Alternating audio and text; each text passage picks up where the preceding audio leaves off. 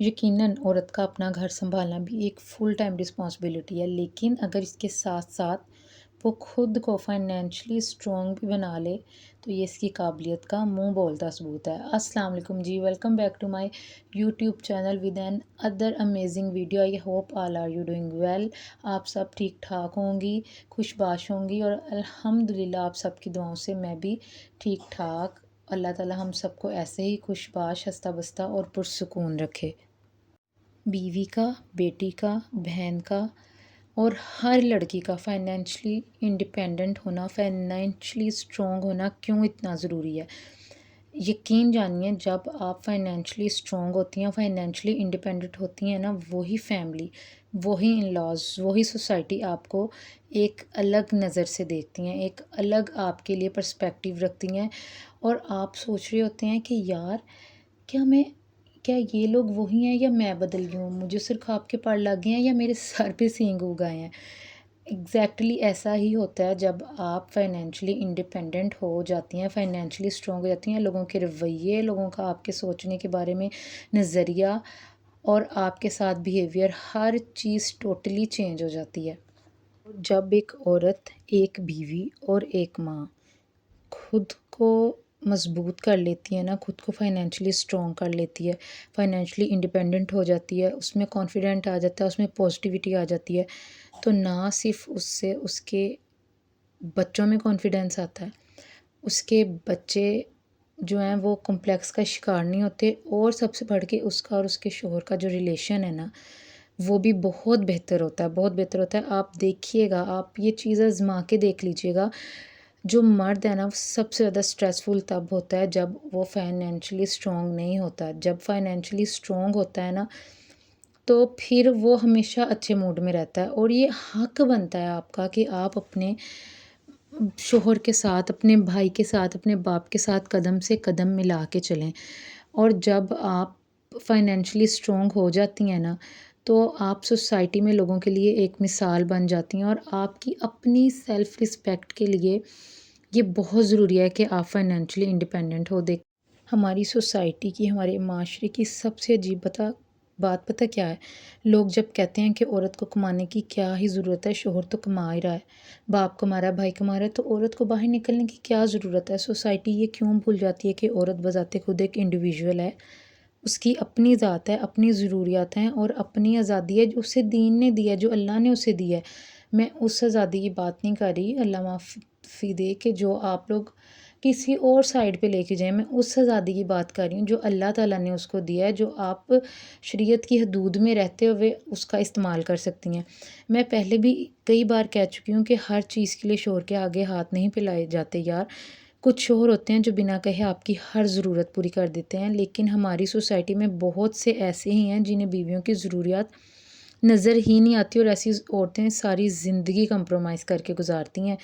मेरी बात याद रखें, ज़िंदगी एक दफ़ा मिलनी है, तो इसको अगर हम कंप्रोमाइज़ करके ही गुजार देंगे तो क्या फ़ायदा, क्या मज़ा? हम अपने बच्चों को क्या लेसन दे रही हैं, क्या सबक दे रही हैं, कि बेटियों को क्या सिखा रही हैं कि अच्छा बेटा, जब मुश्किल हालात आएंगे तो कंप्रोमाइज़ करना, आप आगे मत बढ़ना, खुद पे यकीन मत करना। मैं तभी कहती हूँ कि अगर आप खुद पे यकीन करेंगी, आप में सेल्फ बिलीव होगा, तो आपके बच्चों में भी ऑटोमेटिकली वो चीज़ें आएँगी।